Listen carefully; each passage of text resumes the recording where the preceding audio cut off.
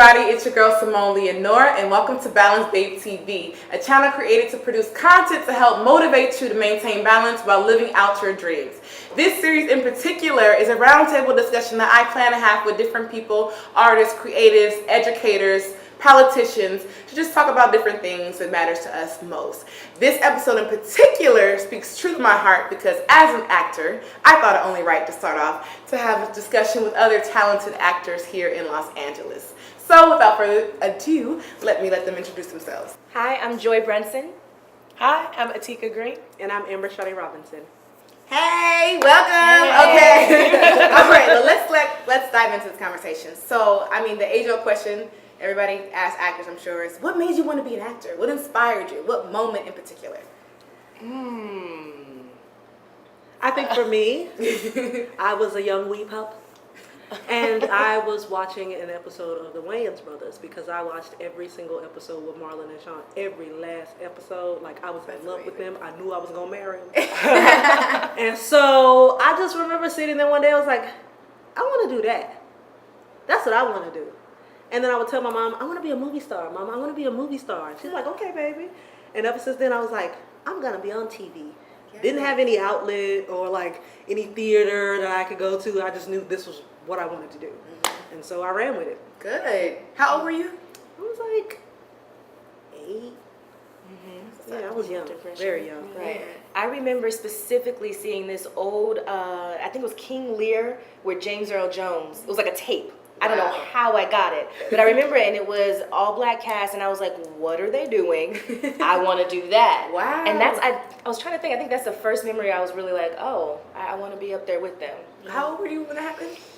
Probably 8, 9, 10. Yeah. So I find it fascinating, different ages and stuff, like when people find and come into acting. It's different for everybody. Yes. That's cool. For me, I would say, like, my mother used to take me to go see plays a lot when I was younger. She is not, like, an actor or artist, but I think it's something that she really enjoyed. She, like, would take me to, like, local plays or even, like, on Broadway see something. So I was blessed enough to experience that, and I went to go see The Lion King. Oh, my God. I'm an only child. It was so good, but that was one that, resonates that I think back to that was like, wow, I want to do that. Like, they were singing, they were acting, they were dancing, and it was inspiring to see people that looked like me up there doing their thing, and everybody, obviously enjoyed it. Rave critics, as you guys remember, so yeah. Yeah, no, I cried. Yeah. I cried. I want to be Rafiki. I always say that. I can't see this. You ain't young. There you go. Yes. I love it. Like the hands. Yeah. Right. So, we are going to do Broadway and do Lion King. That's a wrap. All right. Bucket list. What'd you say? Bucket list. No, really, seriously. If you're going to do Broadway. Yeah, it's really that one. I had a similar experience as all of you, too. I was 8 years old when I went. I don't even remember what the first thing was, but I know my mom was like the president of the recycling team at my school, and we had to do a play. And I was like, let me write it. This is how I remember it. But I don't know if this actually happened. I remember sitting at the old school, computers where you're like, yes. And like I made it into a talk show. That's funny. And, it was like the actors had to act like they didn't like recycling. It's like, I don't like it. The other people were like, I like it. And then we performed it for the school, and I remember being like 7, like, this is it. Feels good. My word. Yes. That's impressive. Lovely, No, right? Anyway, so we all have that. But you brought up going to see theater and plays as a kid, so that leads me to where's everybody from, and how did you get here where you are now? Okay, well, cool. I'm from Brooklyn, New York, so Broadway was right there. Take the train a couple of stops. Lucky. And that was a blessing. I ain't gonna hold you. But as far as getting to LA, time is passing, like going so really fast. It's gonna be 2 years in August for me. And I moved here, honestly, because I had a friend who was moving here at the time. I wanted to move to LA for like a really long time, but I didn't have the guts to like do it. I was really afraid. And a close friend of mine was moving here, and I was like, look, you're not gonna leave me like in New York by myself. It's my rollies. We always do things together. I was like, all right, this is my chance. Let me go for it. So we came out here, and weirdly enough, me and that person aren't even friends anymore. So people kind of like bring you into things, and that was maybe that was their purpose. And that's okay. But it brought me to LA, and I'm forever grateful for that, just because that was the push I needed to get here. Yeah. It's hard. Well, I'm from Houston. Houston. Texas. Hey. Man, the journey, I mean, yeah, it's a long one like everyone else. I went to Spelman College, so I was in Atlanta. I stayed in the Southeast region for a while, and then I came out here on a pilot that did not get picked up, and that's okay, because it brought me to LA, and it's going to be 5 years for me next week. Woo! Next week. June 4th. Happy birthday. Thank you, my caliversary. Exactly. I gotta do something. You really do. I can't believe it. Wow. Yeah. None of us are from here. Go ahead. Right. That's awesome. I'm from Port Arthur, Texas. I moved, well, I went to college, undergrad in Houston, Texas. I went to Prairie View A&M University, PV, you know. Hey. And then I graduated. I went to grad school. I went to Columbia University, where I met Simone. And I graduated from Columbia in 2015, and I lived in New York for about, I guess you can say 3 years after that. So I was in New York for about 7 years. I just moved to LA about 8 months ago with my boyfriend because he got on a hot new show, and we just decided to up and move because he had to move. So I was like, I've been dying to go to LA. Like, just give me a reason to leave New York. Yeah. Give me a reason. Nice. So this is like my 8th month being here, so I'm all fresh and infantile. Yeah. And it's good. I feel like I had a part of that. I You did, I yeah. probably didn't, but in my mind I was like, I got you here. You know, I had come down. Yes, I just made my year anniversary here in May 1st. Congratulations. Yeah, it didn't hit me till like May 5th, and I was like, this time last year I was so sad because I was here a month before my boyfriend. I lived with my family and like their little like bottom of their. It just was a very transitional time, Right, as I know sure. it is for everybody. But I think I'm the only Cali girl here, so I'm from Cali, from the Bay. Yeah, moved to LA. It's crazy. I want to know, like, what did you guys have to sacrifice for the move? Like, whatever that means to you. You know, for me, I feel like I built a home. I was in New York and met Amber at Columbia. I met you through Columbia. Yes. Long story. There. Almost. Yeah. For me. Okay, go ahead.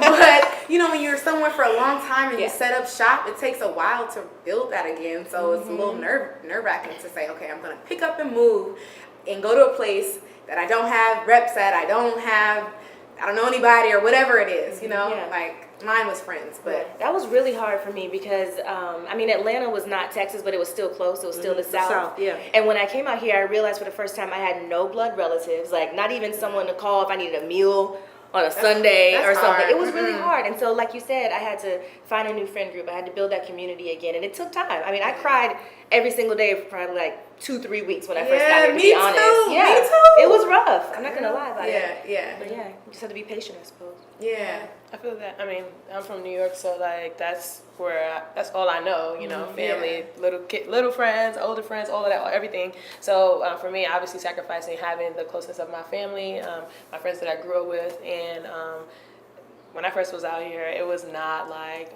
easy at all. Like I did the whole, kind of couch surfing, living the dream, kind of like, because I had an idea of what it's going to be, and then I've seen every part of like California, and I've only been here almost 2 years, so yeah. That part, but definitely don't regret it. But it's definitely it's a growth through that, and everything that I sacrificed came back tenfold in an interesting way. So Yeah.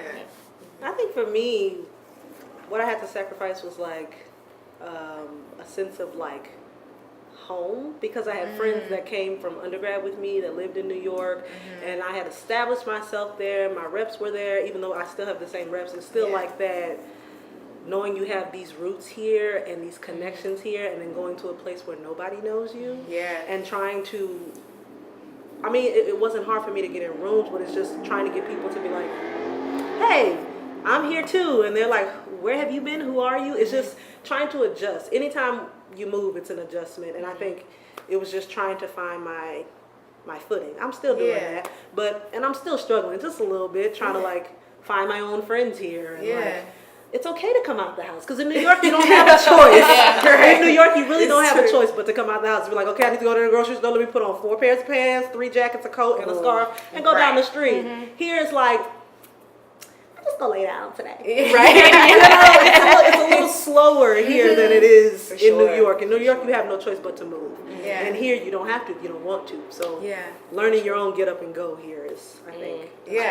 No, that is huge. Thank you guys for sharing that. You guys said some things that I feel like I want to make sure our audience know what you're talking about. Reps. Reps are agents or people that represent you to get you auditions, to help get you work. They consist of managers, agents. Some people have publicists. It's a whole team that keeps artists going and moving without.